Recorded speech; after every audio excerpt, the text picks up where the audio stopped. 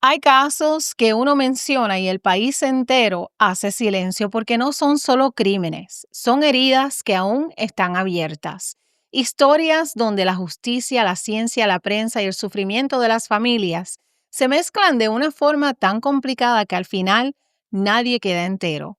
Hoy vamos a hablar de Glorimar Pérez Santiago, una joven de 21 años, ex reina de belleza, que salió un día a practicar tenis y apareció sin vida en una playa.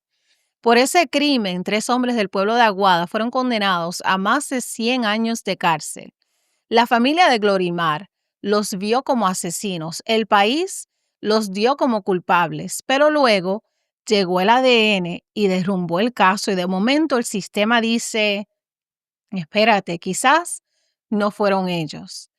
Y entonces, ¿quién desvivió a Glorimar? ¿Y qué hacemos con los 22 años que 3 hombres pasaron en prisión si la evidencia científica dice que su ADN no está en la escena? Siéntense, mi gente, porque esta es una de estas historias que te deja coraje, tristeza y muchas preguntas.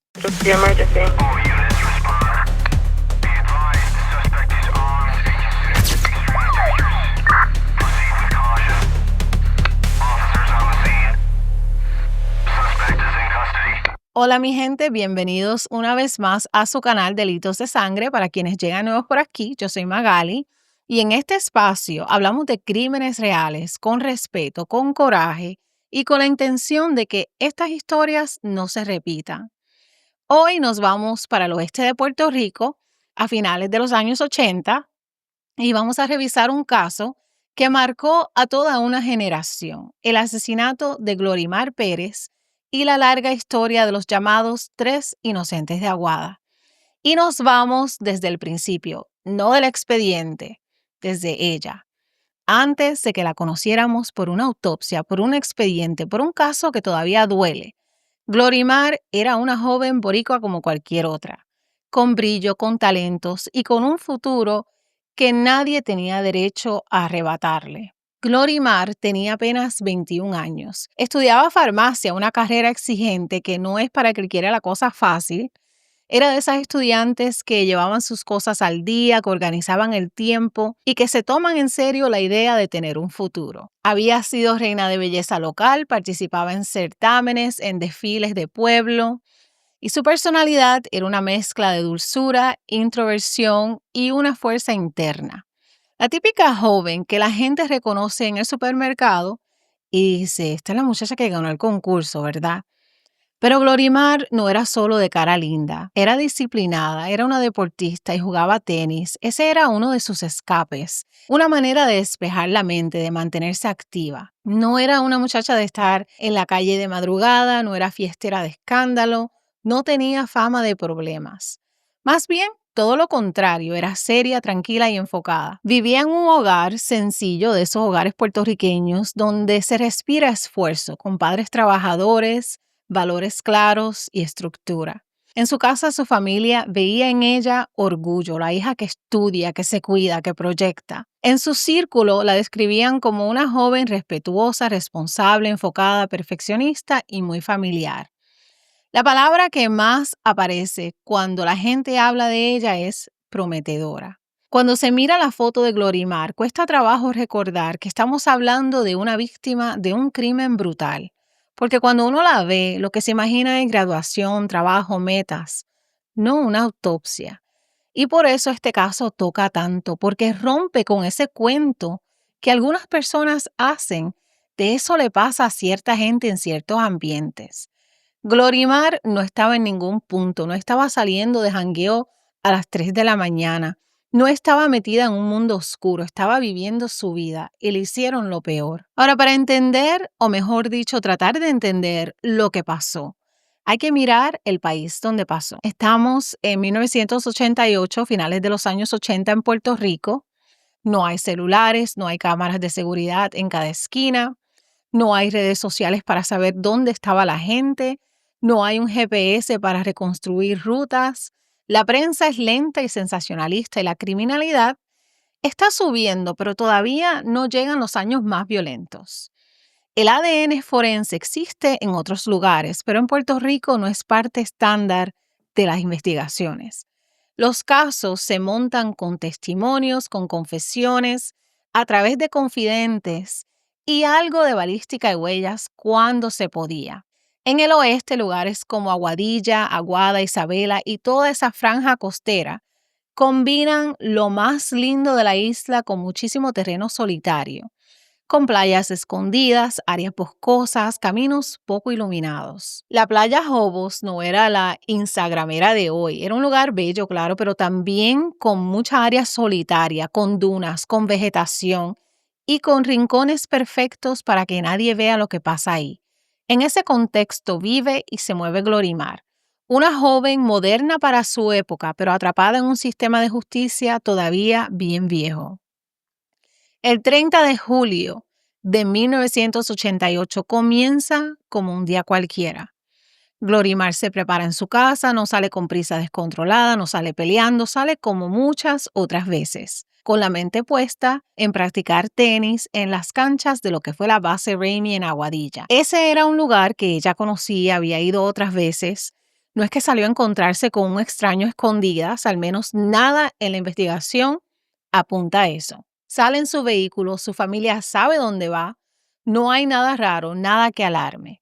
En algún punto entre su casa y la base, según la investigación, la ruta se rompe. Glorimar no llega a practicar. No hay evidencia firme de que entrara a las canchas porque no hay cámaras, no hay registro visual. Simplemente deja de aparecer donde se supone que estuviera. Pasan las horas y en la casa de Glorimar la inquietud crece. No es típico que Glorimar desaparezca así, no es típico que no llame, no es típico que no regrese. Primero se piensa lo usual, tal vez se entretuvo, tal vez se quedó más tiempo por allá, tal vez se quedó con una amiga, pero a medida que cae la tarde y entra la noche, esa excusa deja de aguantar. La familia empieza a contactar personas, a llamar y a preguntar, pero nadie la ha visto, nadie sabe nada. Y por más que se intenta mantener la calma, algo dentro de ellos seguramente sabía algo está mal. Esa noche del 30 de julio en la casa de Glorimar no se duerme. Al día siguiente, en la tarde del 31 de julio de 1988, alguien que se mueve por esa zona de Jobos nota algo raro en un área con matorrales, arena y vegetación. Desde lejos parece un bulto o algo arrastrado por el mar, pero al acercarse esta persona se da cuenta de que es un cuerpo. Llama a las autoridades y cuando la policía llega, se encuentra con una escena que todavía hoy duele describir. Un cuerpo de una mujer joven semivestida en una zona aislada. Parte de la ropa separada del cuerpo con signos claros de agresión sexual y 3 impactos de bala. Ahora, el cuerpo está parcialmente cubierto de arena. Hay marcas que hacen pensar que fue arrastrada y se encuentran objetos a su alrededor que llaman la atención. Como un calzoncillo, en algunas fuentes lo dice como panty, en los juicios se refiere a él como panty, pero también se lo mencionan como calzoncillo. Encuentran también un pedazo de papel sanitario, cabellos, una t-shirt, unos pantalones cortos y otras piezas de ropa. Todo se recolecta, se toman fotos y los peritos levantaron el cadáver. Más tarde, la familia de Glorimar recibe la confirmación de que lamentablemente esta es su hija, Glorimar. Y ahí, mi gente, el tiempo se divide en dos para ellos: la vida antes de Jobos y todo lo que vino después. La autopsia confirma lo que la escena ya sugería. Glorimar fue violentada sexualmente, recibió varios disparos a corta distancia. Lo que sucedió no fue un robo al azar y tampoco fue un accidente. Lo que pasó en esa playa fue un crimen de odio, control y violencia extrema sobre el cuerpo de una mujer joven. Como dije, la policía recoge todo: la ropa, el calzoncillo, el papel sanitario, los cabellos, las muestras debajo de las uñas y los proyectiles. Toda esa evidencia se guardó, se rotuló y se archivó. Pero en 1988 no se podía hacer mucho más científicamente. Ahora, sin saberlo, esa decisión de guardar bien esa evidencia iba a cambiar el destino del caso casi 3 décadas después. En ese momento, sin embargo, lo único que hay es dolor, coraje y una pregunta enorme. ¿Quién le hizo esto a Glorimar? La policía empieza a reconstruir la vida y los últimos pasos de Glorimar. Hablan con la familia, hablan con amistades, verifican si ella tenía algún novio problemático, preguntan si alguien la había molestado, si la habían estado molestando, si había alguien siguiendo sus pasos, pero no aparecen enemigos, no aparece una expareja violenta y tampoco aparece nadie que sobresalga como sospechoso evidente. Sin cámaras, sin ADN, sin registros electrónicos, la investigación depende de cómo dijimos, de rumores, de personas que creen haber visto algo, de confidentes o hasta de los chismes del barrio. Se manejan teorías, que si pudo ser alguien que la conocía, que si fue un ataque de oportunidad, que si alguien la siguió desde la carretera, pero nada es sólido. Durante años, el caso se mantiene como una investigación abierta sin arrestos, que ya se sabe lo que muchas veces significa. Un archivo grueso empolvándose en un escritorio mientras la familia llama una y otra vez buscando respuestas. Para la familia de Glorimar, esos primeros 5 años fueron un infierno. No hay cierre, no hay culpables, no hay justicia, solo hay silencio y evasivas. Y mi gente, aquí es donde esta historia se empieza a poner todavía más complicada, porque ahora entra en escena una figura que marcó este caso para siempre. El fiscal Andrés Rodríguez Elías. Y yo quiero que ustedes entiendan bien quién es, cuándo llegó y por qué su rol es tan controversial. A finales de los 80 y a principios de los 90, Rodríguez Elías era uno de esos fiscales duros, de los que entraban a la sala como si fueran a una guerra. Tenía fama de ser agresivo, de construir casos rápidos y de no soltar un sospechoso una vez que él decidía que era culpable. Ese era el estilo que dominaba en Puerto Rico en esa época, resolver casos como fuera, aunque las investigaciones estuvieran cojas. Y adivinen qué caso cayó en sus manos. El asesinato de Glorimar, que fue en 1988. Y por 5 años, el caso estuvo ahí recolectando polvo, sin sospechosos, sin nada sólido, sin dirección clara. Estaba estancado hasta que en 1992 y 1993, cuando el expediente se reactiva y le asignan el caso a este fiscal Andrés Rodríguez Elías. Ese hombre llega al expediente cuando aparece lo que él interpretó como oro puro, la declaración de un confidente llamado Luis Monserrate. Este se convierte en lo que el sistema llama el testigo estrella del caso. Luis Monserrate era un preso con problemas legales buscando beneficios. Este hombre, Luis Monserrate, se sienta con las autoridades y le dice en esencia: yo sé quiénes le quitaron la vida a Glorimar, fueron ellos. Y menciona los nombres de 3 jóvenes del pueblo de Aguada: Nelson Ruiz Colón, José A. Caro Pérez y Nelson Ortiz Álvarez. En otras palabras, el fiscal no descubrió evidencia científica, no apareció un arma y no hubo un análisis nuevo. Lo que llega es una historia, un relato, y él decide que esa es la verdad. Ahora, estas no son figuras del bajo mundo, no son líderes de ganga, no son narcos, son hombres de pueblo, con trabajos sencillos, pero conocidos en su comunidad. Entonces, la pregunta lógica es: ¿de dónde salen? Y la respuesta es muy corta: salen de una confidencia. Y mi gente, a partir de ese momento, literalmente toda la maquinaria del caso cambia, porque Rodríguez Elías toma esa declaración y la convierte en la columna vertebral del caso. Reconstruye el crimen alrededor de ese cuento. Busca otros testigos, criminales con casos, con expedientes, que apoyen esa versión. Pero aquí va lo importante. Durante la investigación, si es que se le puede llamar así, ninguna de esas personas presentó evidencia física.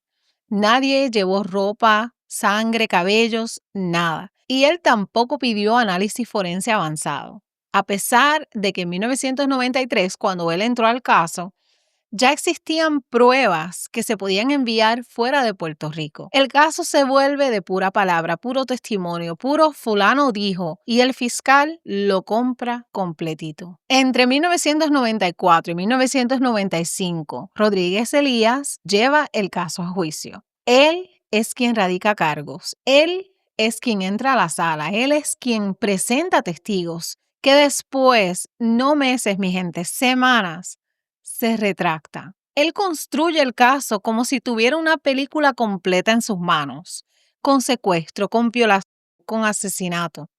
Pero cuando uno mira todo con calma, ese caso fue una casa construida encima de arena mojada y él lo sabía. Y con eso se radican cargos. Pero para no perder de vista el lado humano, estos tres hombres tenían en ese momento 20 y tantos años. Eran hijos, tenían sus parejas, a sus madres y padres, tenían trabajos humildes, vidas que dentro de todo podían haber sido las de cualquier vecino. Cuando los arrestan, ellos pasan de ser fulano, mengano y sutano del barrio a ser los que desvivieron la reina de belleza. La prensa los toma, el pueblo los toma y el sistema los mete derechito en el molde de villano. Pero ellos dicen desde el principio del caso, nosotros somos inocentes, no estuvimos allí. Pero por ser pobres, sin poder, sin abogados carísimos, en un caso así, es como ir a pelear a puño limpio contra una aplanadora. Y con esto llegamos al juicio de 1994 y 1995, el cual se llevó a cabo en el Tribunal de Aguadilla. La sala está llena con la prensa, los familiares de Glorimar, familiares de los acusados y el público. Esperamos que sea como lo pide el fiscal, que sea con agravante, pero más que todo esto, que se vea una lección, como lo dijo el mismo propio juez, una lección para el pueblo de Puerto Rico, especialmente para los jóvenes. ¿Y qué presenta la fiscalía durante este juicio?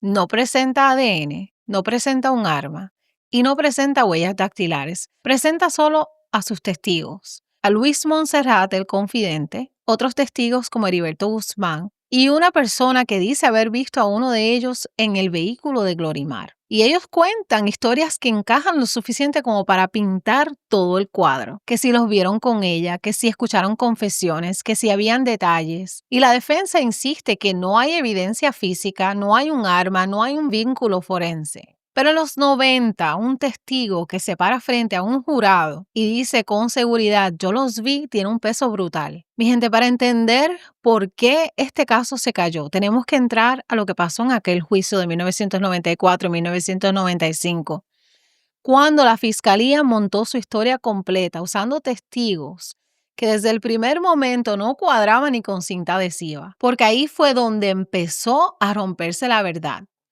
La estrella del caso, Luis Monserrate, el confidente que apareció 5 años después de la muerte de Glorimar y apareció diciendo que él sabía exactamente lo que había pasado. Según Monserrate, Nelson, José y Nelson Ruiz, ellos se conocían, ellos andaban juntos, interceptaron a Glorimar, la montaron a la fuerza en su propio vehículo, en el vehículo de Glorimar, la llevaron a la playa Jobos y allí abusaron de ella y luego la balearon antes de abandonar su cuerpo. Él incluso describió que el carro quedó lleno de arena y vegetación como si lo hubieran manejado por la playa. Pero desde que él empezó a declarar, la historia no valía ni una peseta, porque para empezar, él ni siquiera sabía quiénes eran los acusados.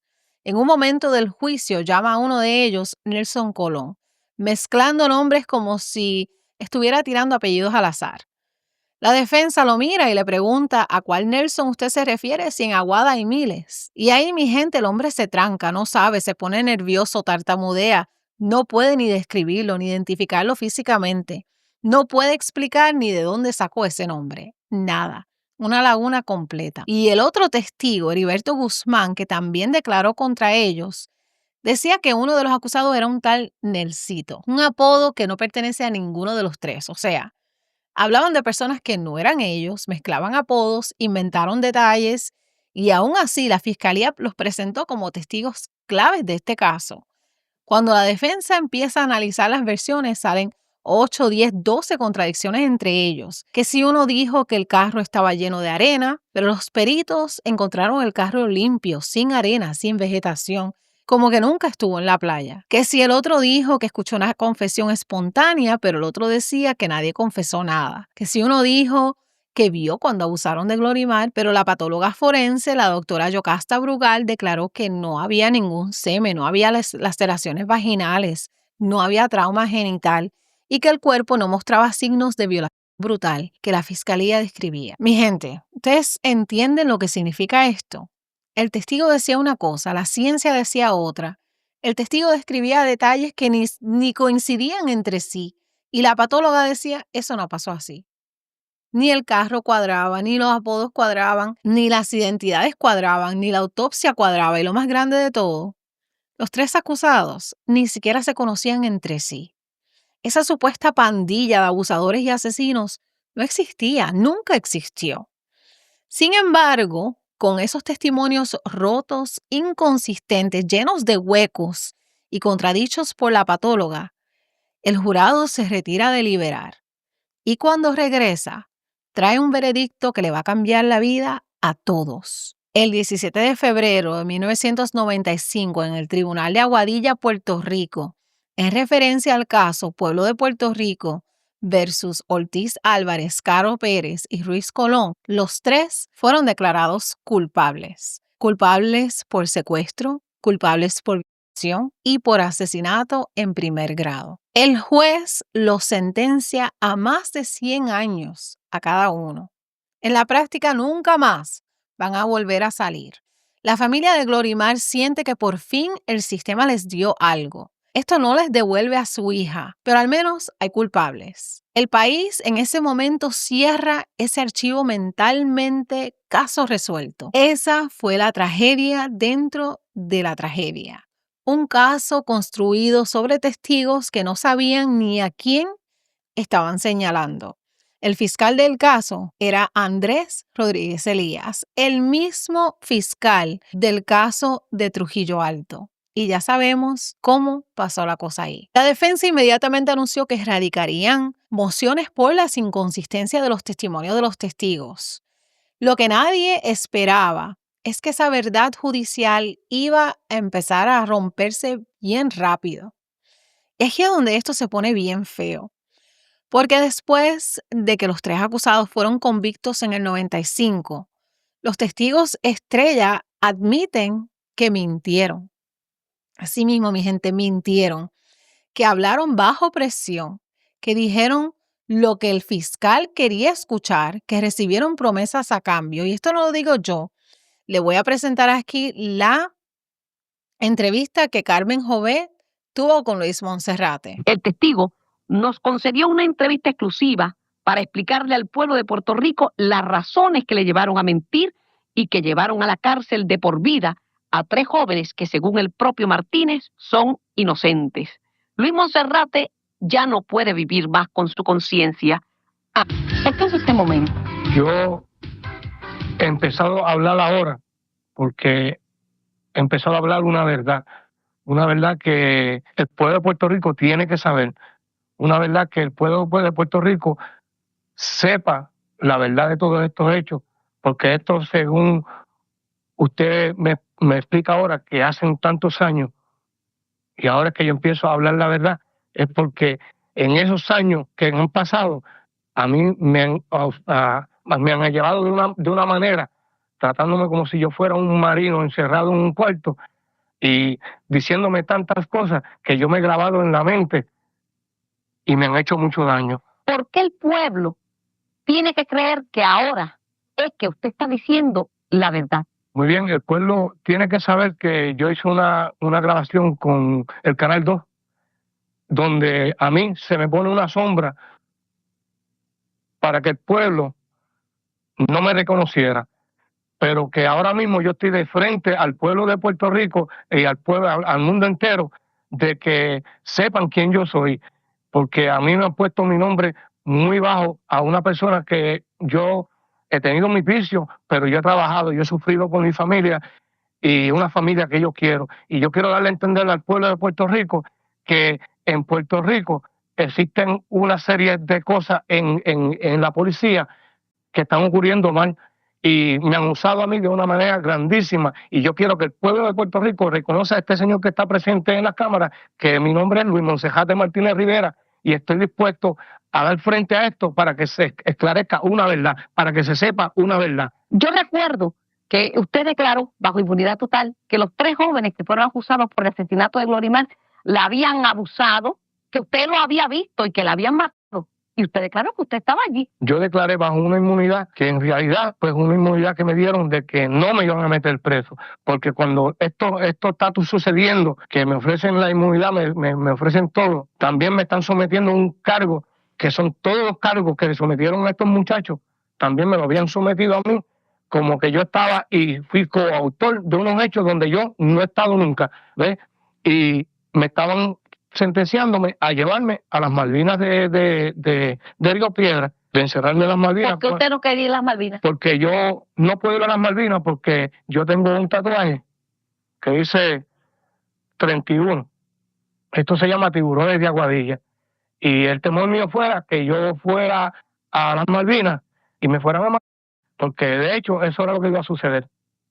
Y bastante sufrí de preso injustamente por unos casos que se me sometieron, a los cuales estaban usando un testigo que se llama Heriberto Guzmán Ocasio, y en todo momento, y en todos los casos, y en los casos también de la difunta, también aparece el testigo Heriberto Guzmán Ocasio, como que yo le he dicho a Heriberto Guzmán Ocasio, cuando en realidad, y ante Dios, y ante el pueblo de Puerto Rico, yo digo que eso es falso, porque yo desconozco, ni conocía a los muchachos, ni conocía a la difunta tampoco, ni he estado envuelto en esas cosas. ¿Y por qué razón, yo le pregunto, Luis Monserrate Martínez, usted dijo una mentira tan grande, tan horrible, que ha significado 540 y tantos años de cárceles para 3 jóvenes que son inocentes? Porque usted dijo una mentira tan y tan grande. Yo no podía caer preso y también dejar a mi familia sola. ¿Amenazaron a su familia?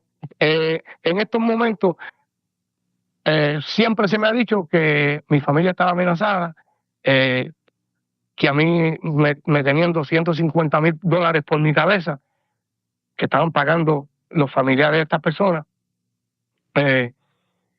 al cual yo sé que no es cierto, y yo sé que en mi corazón no es cierto, porque ellos no pueden pagar un dinero por mí porque ellos no me conocen y yo no los conocía a ellos.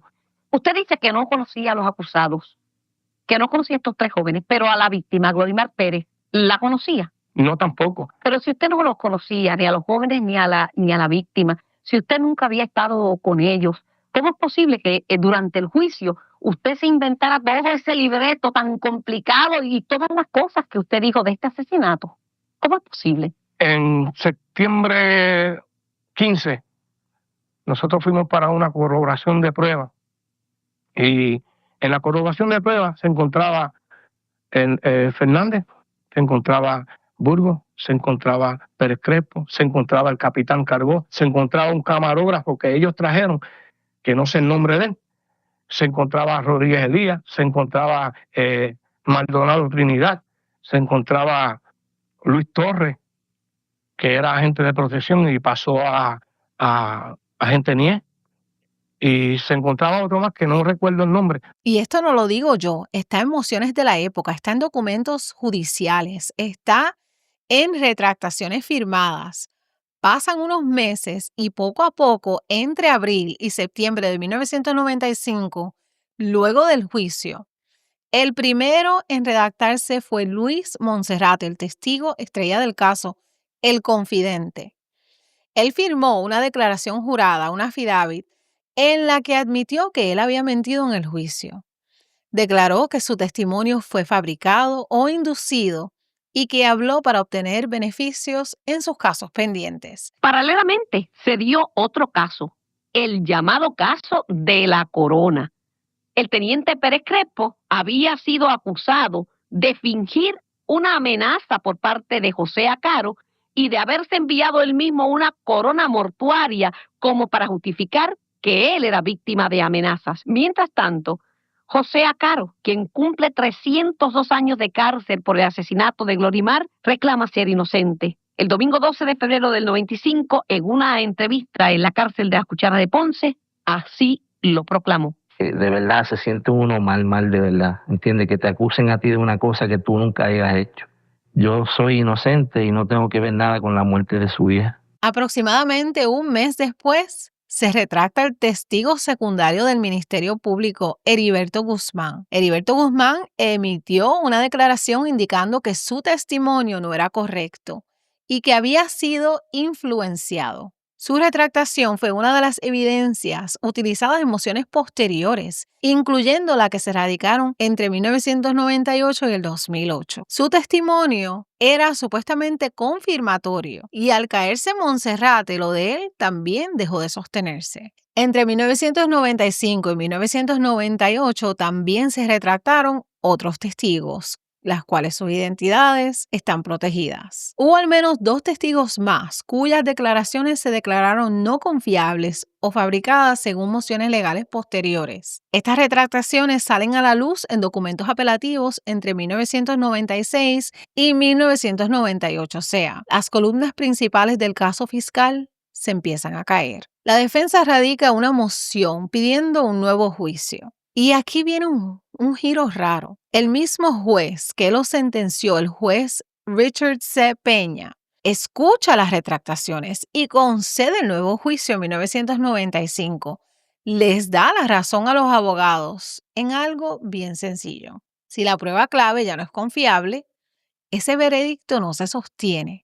En diciembre de 1995, este juez ordena nuevo juicio y la excarcelación de los 3. Ellos salen de la cárcel, respiran el aire de la calle, vuelven a estar con su familia, pero para la familia de Glorimar, eso es una traición del sistema. Es volver al punto cero, es revivir el trauma. Y para el país, esto es pura confusión, no que eran culpables. Entonces, ¿en qué se basó esa condena? Pero el respiro dura poco, ya que el Departamento de Justicia apela a la decisión del juez que concedió el nuevo juicio. El caso sube a un tribunal apelativo, se revisa el expediente, se mira lo que se dijo, lo que se hizo, y en 1998 ese tribunal decide revocar la concesión de un nuevo juicio. En Arroz y Habichuela dijo que la condena original sigue en pie y los 3 arrestados son arrestados de nuevo, regresan a prisión. Y ahí empiezan a contar años largos. El problema es que el fiscal armó el caso sabiendo que los testigos habían cambiado sus versiones, sabiendo que ignoró inconsistencias y sabiendo que él no presentó ninguna evidencia científica de respaldo. Cuando más adelante la defensa pide análisis de evidencia porque ya existía tecnología mucho mejor, ¿saben lo que pasó? Este fiscal se opuso por años. Intentan nuevas mociones en 2008, en 2012. Ellos piden revisión, piden una reconsideración, pero todo viene con un no como respuesta. Cada vez que esos hombres pedían ADN para probar su inocencia, Fiscalía, respaldando la teoría original de Rodríguez Elías, decía, no procede, no hace falta, el caso ya está adjudicado. Mi gente, ¿cómo tú le puedes temer al ADN si estás seguro de que agarraste al culpable? Desde la cárcel, ellos insisten, queremos pruebas de ADN, queremos que analicen la evidencia que recogieron en el 88. Pero hay otro obstáculo enorme. En Puerto Rico no existía una ley que le permitiera a una persona ya convicta exigir exámenes ADN a su favor. O sea, la ciencia existía, la evidencia estaba guardada, pero legalmente no tenían manera de obligar al sistema a usarla. Ahí el caso queda como congelado, con 3 hombres cumpliendo condena por un crimen horrible, una familia que sigue creyendo que se hizo justicia, y unas cajas con ropa, papel sanitario, cabellos y otros archivos en un lugar frío, esperando otro momento. Y así brincamos muchos años y ya estamos en la década de 2010. Y en Puerto Rico empiezan a sonar muchos temas fuertes como errores judiciales, la importancia del ADN, Proyecto Inocencia en Estados Unidos. Y finalmente en el 2015 se aprueba en la isla una ley de análisis de ADN post-sentencia, una ley, como mencionamos en el caso de Trujillo, que permite que personas convictas pidan que se examine la evidencia biológica que se recogió en sus casos, pero con tecnología moderna. Una de las primeras historias que se mencionaba cuando se hablaba de la ley era la de los 3 hombres condenados por el caso de Glorimar. Sus abogados se mueven rápido, piden que todo se analice, que se analice todo lo que se guardó en 1988.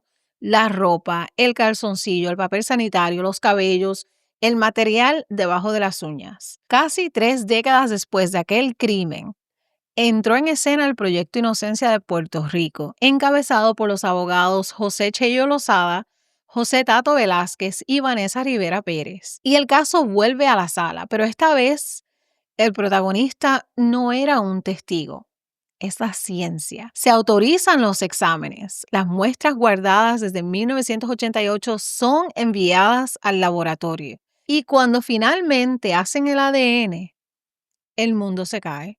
Porque lo que pasó en el 2015 y el 2016 fue una humillación total para la teoría del fiscal. Y lo que traen es devastador para la versión oficial del 95. La evidencia guardada desde 1988 se analiza. El ADN que aparece en esas piezas no corresponde a Nelson Ortiz, no corresponde a José Acaro Pérez y tampoco corresponden a Nelson Ruiz Colón. No es de ninguno de esos 3 hombres que llevaban presos por 22 años.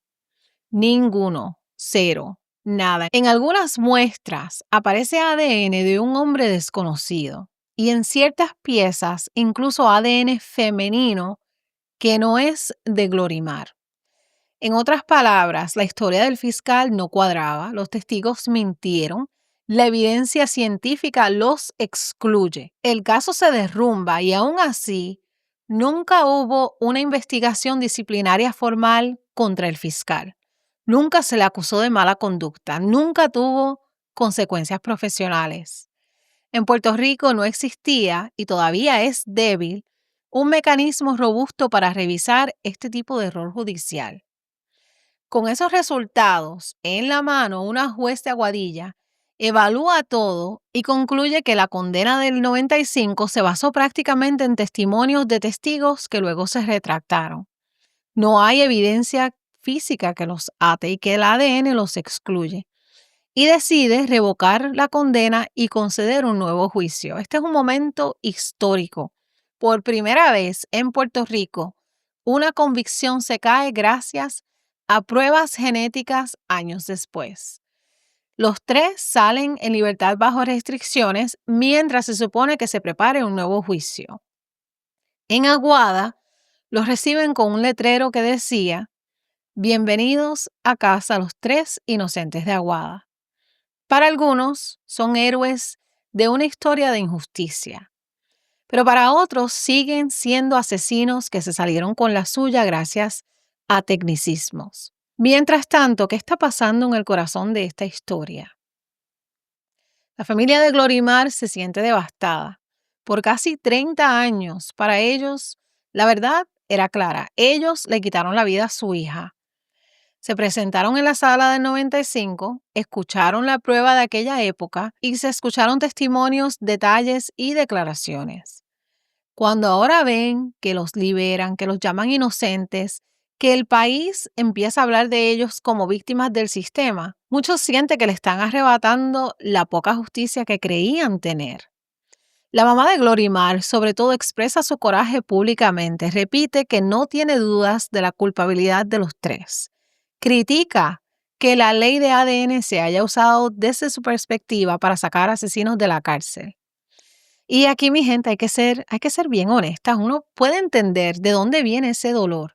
Ella no habla como forense, ni habla como abogada, ni como científica. Ella habla como una madre que vio fotos de la autopsia, que escuchó en la sala cómo su hija fue agredida, que enterró a su hija, pasó años yendo a su tumba y se levantó cada día con su ausencia. Y ahora ve al mismo sistema que le dijo: no son culpables. Decirle siempre no era una segunda traición. Este ha sido un caso que han comprado la justicia porque no hay una razón por qué el secretario no apelara. Ahora estas versiones que dan cuando él en su oficina con el jefe de fiscal, el señor Capó, nos confirma que ellos sí son los que asesinaron a Glorimar. No nos ha sorprendido porque sabíamos que ese bello iba a pertenecer, había una probabilidad casi de un 100% que iba a pertenecer a Glorimar. Ese pedido, y ahora le escuchamos todo el revolú que tiene con su partner la Naudi. Sabemos la forma y manera que se arreglaban las cosas. Somos de esta área, sabemos cómo arreglaban todo y por eso hemos pedido la intervención del FBI porque hay una correlación en esta situación. Me sostengo en que el licenciado, el juez Frankie, en ese momento juez, fue el que tuvo todo el control de la sala con un juicio tan largo, con un jurado extenso, con los mejores abogados en ese momento. ¿Y cómo es posible que él a estas alturas, venga a decir que él había visto cosas como que no estaban bien, pero no hizo nada?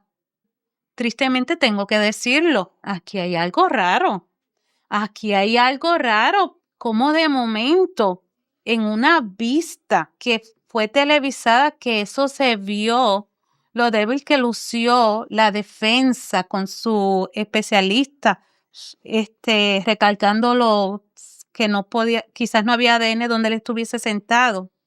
De momento, el secretario de Justicia determine que no hay fundamento. Después de que el ADN los excluye, el juez concede un nuevo juicio, pero ahora le toca decidir al Departamento de Justicia si va a seguir adelante o no. Los fiscales se sientan a mirar qué es lo que les queda. Tienen a los testigos claves que ya están fallecidos, desaparecidos o retractados. La evidencia física está degradada por el tiempo. El ADN no apunta a los tres y el paso de casi 3 décadas. Y al final concluyen que no tienen caso. En 2016, Justicia decide no continuar y solicita el archivo del caso. En palabras simples, retira los cargos, cierra el expediente y no hay un nuevo juicio. En la sala, el juez le dice algo a los tres como ya no hay nadie que los acuse. Son libres para irse y dar lo mejor de ustedes en la vida. Le quitan los grilletes, ceden las restricciones, legalmente ya no son acusados, no tienen una condena vigente por el caso de Glorimar. Pero el problema es que esto no es una película donde al final todo se resuelve y sale el verdadero culpable. Aquí lo que queda es una joven abusada y asesinada en 1988. 3 hombres que pasaron 22 años en prisión por un crimen que la evidencia científica dice que no cometieron. Una familia convencida de que sí lo hicieron y un país sin culpable oficial.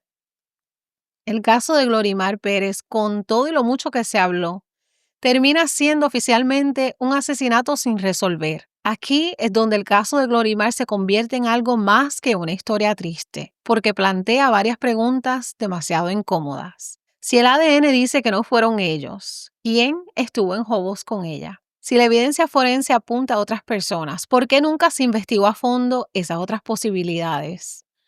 ¿Cuántos casos en Puerto Rico se resolvieron a base de un testigo dice sin respaldo científico?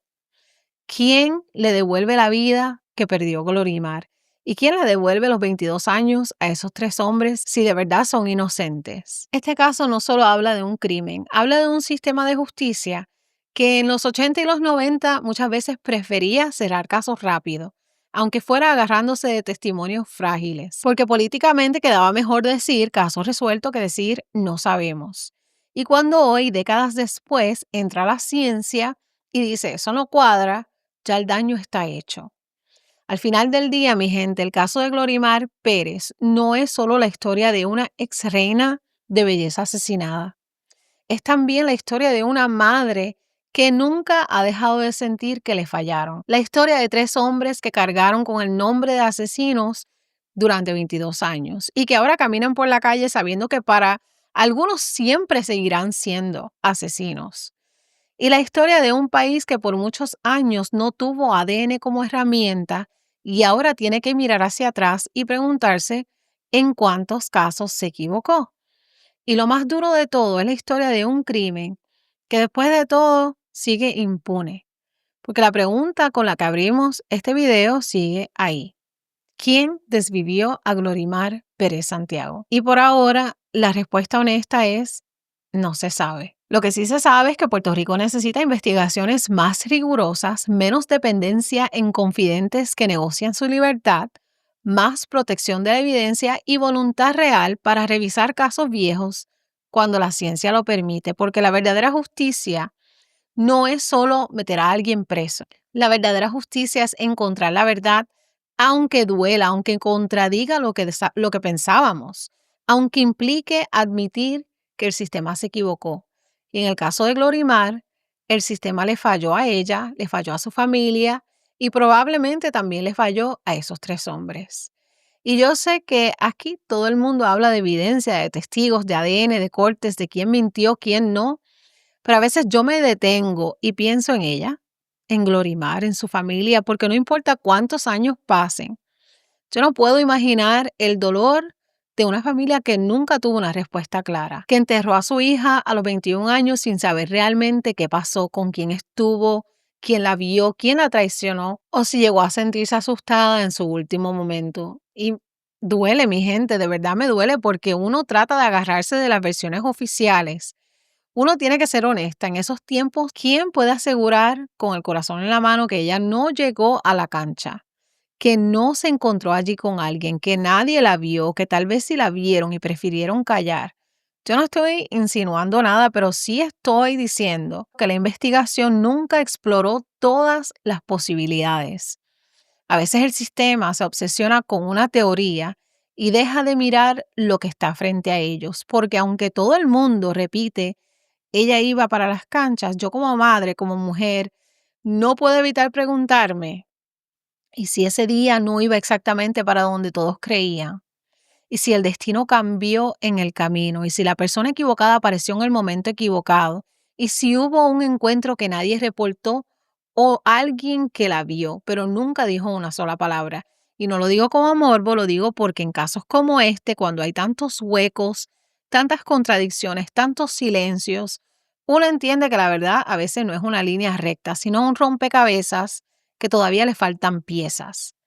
Al final del día, lo único que yo sé es que la familia de Glorimar merece respuestas, merece paz y merece que por primera vez alguien se atreva a decir, aquí falta algo, porque a ella le arrebataron la vida. A 3 hombres le arrebataron 22 años y el país todavía sigue sin saber qué fue realmente lo que pasó ese día. Aquí no hay un final que cierre. Aquí lo único que hay es eco. El eco de una muchacha que nunca llegó a su casa, el eco de una familia que vive con una herida que no sana y el eco de 3 hombres que dicen que perdieron 22 años por algo que no hicieron. Y yo como narradora, como mujer, como boricua, me pregunto cómo un país duerme con tantos ecos haciendo ruidos. Por eso hago estos videos, porque quizá yo no puedo traer justicia, pero sí puedo traer memoria, sí puedo traer contexto, sí puedo pararme aquí o sentarme frente a ustedes y decir, esto pasó, esto nos duele y no se debería repetir jamás. Y mientras yo tenga voz y ustedes estén conmigo, estas historias no van a quedar enterradas, ni la de las víctimas, ni la de los inocentes, ni la de los casos que el sistema dejó caer por descuido, por prisa o por ego. Porque lo que yo sí tengo claro, mi gente, es que la justicia no se hace en silencio. Y esta, mi gente, fue la historia de Glorimar Pérez, para mi amiguito por ahí que me la pidió para su mamá. Muchos saludos, los quiero mucho. Nos vemos en el próximo video. Hagan bien. Sin mirar a quién, gracias por seguir apoyándome. Me duele la mano por estar dándole al clicker ya. Los quiero mucho, mi gente. Espero que hayan pasado un lindo día de acción de gracias. Hagan bien, sin mirar a quién, delitos de sangre. Bye.